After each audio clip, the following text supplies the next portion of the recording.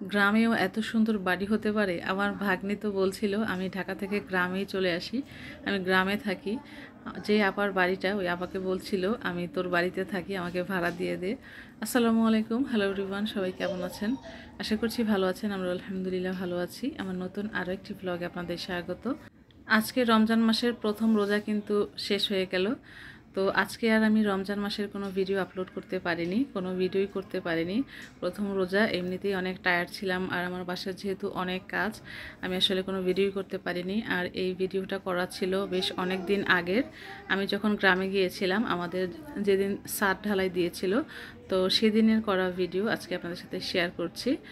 তো আশা করছি আপনাদের ভালো লাগবে। তো আমি যেতে যেতেই 10:30 বেজে গিয়েছিল। তো বাড়িতে গিয়ে দেখি অলরেডি খাবার মানে রান্না করা শুরু করে দিয়েছে, সবজি রান্না হচ্ছিল, তারপরে গরুর মাংসটা অলরেডি রান্না হয়ে গেছে। আর সেদিন গরুর মাংসের মধ্যে এত পরিমাণে তেল হয়েছিল, পরে আমি 2 বাটি তেল মনে হয় উঠায় রাখছিলাম।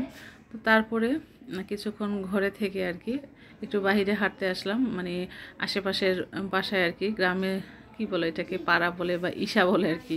আমাদের ইসাটাকে বলে উত্তর ইসা, আর আমি যেদিকে আসছি এখন এটাকে বলে দক্ষিণ ইসা। তো এখান থেকে আমাদের স্কুলটা খুবই সুন্দর, মানে দেখা যায় ভালোভাবে। এখান থেকে এই পাশ দিয়ে কিন্তু আমরা আগে স্কুলে যেতাম, আর এখান থেকে স্কুলটা দেখা যায়, আর স্টুডেন্টদেরকেও দেখা যাচ্ছিল স্পষ্ট। তো দেখে আগে আমাদের মানে আগের দিনের কথা মনে পড়ে গেছে, আমাদের স্কুল টাইমের কথা।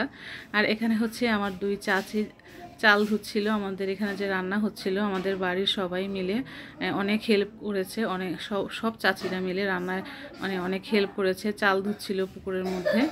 তো তারপরে এসে আমি কিছুক্ষণ এখানে বসলাম, আমাদের এখানে যখন ছাদটা ঢালাই দিচ্ছিল, তো এখানে এসে কিছুক্ষণ বসছিলাম। আমি যখন ভয়েস দিচ্ছিলাম, আমার পাশের রুমে আর কি মাহিম ছিল, আর আমার মেজো দেবরের মেয়ে ছিল, ওরা কথা বলছিল, তো কাশছিল, আর ভয়েস দেওয়ার সময় সেই শব্দটাও চলে আসছে। আর ভয়েস রিডিউস যে করা হয়, সেই অপশনটা না এখন প্রোতে চলে গেছে, তো টাকা দিয়ে করতে হয়। আগে ফ্রিতেই হতো, এখন প্রোতে চলে গেছে, তো সেটা আর রিডিউস করা হয় না। তো এই আওয়াজটা খুব মানে ভালোভাবে বোঝা যাচ্ছে।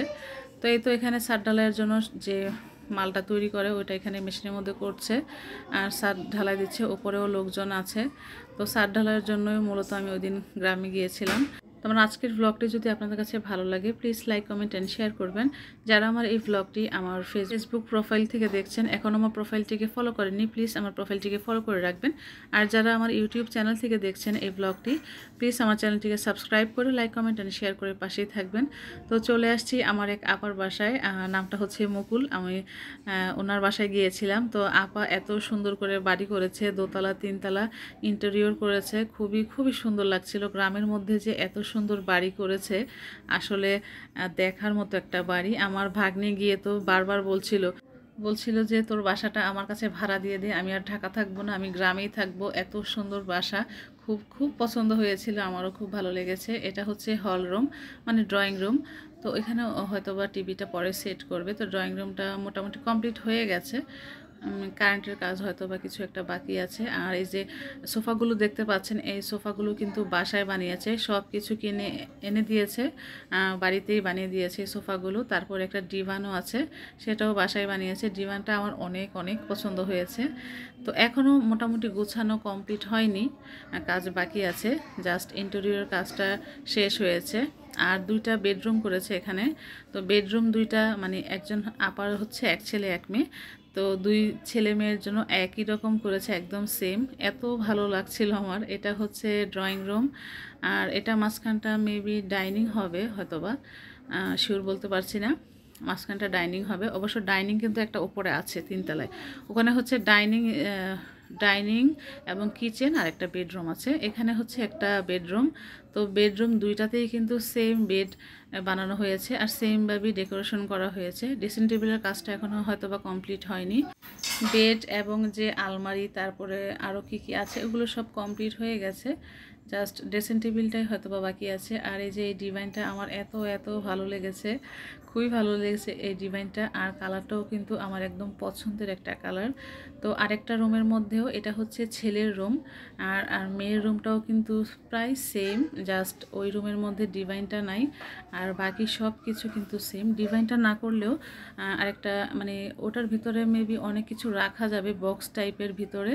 মানে শীতের যে কাপড় চোপড় বা কম্বল বালিশ ওটার ভিতরে রাখা যাবে। এই যে শুরুতেই দেখা যাচ্ছে আর কি, বা শু র্যাক হতে পারে এটা, অথবা শু র্যাক হবে। আমি ফার্স্টে মিস্টেক করেছি, উপরে বসা যাচ্ছে শু র্যাকের মতো এটা। আর হচ্ছে এই তো আলমারিটাও ক্যাবিনেটটাও হয়ে গেছে, এবং খাটটাও কিন্তু একই সেম, জাস্ট ওই যে বেডশিটটা চেঞ্জ আর কি, সবই একরকম। তো আপনাদের কাছে কেমন লেগেছে এই বাড়িটা অবশ্যই কিন্তু কমেন্ট করে জানাবেন। আমার কিন্তু অনেক অনেক ভালো লেগেছে, আমার ভাগ্নিরও অনেক ভালো লেগেছে। তো এই রুমেরও ড্রেসিং টেবিলের কাজটা এখনও কমপ্লিট হয়নি, আয়নাটা লাগানো হয়নি আর কি। এই ভিডিওটা করা হয়েছে যেদিন ছাদ ঢালাই দিয়েছিল তারপরের দিন সকালবেলা। তো সকালবেলা দেখলাম আমার মাও উঠেছে, আমার ছোট ভাই উঠেছে। তো আমি জিজ্ঞেস করছিলাম এটা কি হয়ে গেছে, শক্ত ওঠা যাবে? বললো যে হ্যাঁ আমরা তো উঠছি। পরে আমিও উঠলাম, ছাদে উঠলাম, একটু ভয় ভয় লাগছিল, তারপর উঠলাম। তো দেখলাম যে না, ঠিকঠাকই আছে, উঠা যাবে। তো মাহিম আর আমার ছোট ভাই কিন্তু আগেই ছাদে উঠে গিয়েছিল, ওরা ওইখান থেকে দেখছিল। আর ছাদে উঠলে গ্রামের যে দৃশ্যটা দেখতে এত ভালো লাগে। আর কুয়াশা ছিল, ভরপুর কুয়াশা ছিল। গ্রামে কিন্তু তখনও বেশ ঠান্ডা ছিল, শীত ছিল। তো মাহিমের কথা কি বলবো, মাহিম তো গ্রামে গেলে ও ছাড়া গরুর মতো হয়ে যায়। গ্রামে একটা কথা আছে যে বাঁধা গরু যখন ছাড়া পায় না তখন আর হুঁশ থাকে না, সে কি করবে, ওর ওর হচ্ছে ওই অবস্থা হয়ে যায় গ্রামে গেলে। তো এই তো গ্রাম থেকে চলে আসবো, সকালবেলা আমি সব গুছাচ্ছিলাম। তো আমার মা তো দুধ নিয়ে আসছিল, দুধ নিলাম ট্রলিতে, যে ট্রলিটা আমি সবসময় নিয়ে যাই, ওটার মধ্যে করে দুধ বা মা যা দেয় সব নিয়ে আসি। এবং কিছু গোলাপের পাপড়িও নিয়েছি, এগুলো বাসায় নিয়ে শুকিয়ে রাখবো। তো তারপরে এই তো চলে যাচ্ছি সকালবেলা। আমি 8টা বা 9টার দিকে হয়তো বা রওনা দিয়েছিলাম। তো আমার ছোট ভাই আর আমার চাচতো ভাই ওরা বাজার পর্যন্ত আর কি আগে দিচ্ছিল। আর ওই যে কন্টেনারটা দেখতে পাচ্ছেন, ওই কন্টেনারে করে আমি কেক নিয়েছিলাম, আর যাওয়ার পথে টমেটো নিয়ে যাচ্ছি আমি।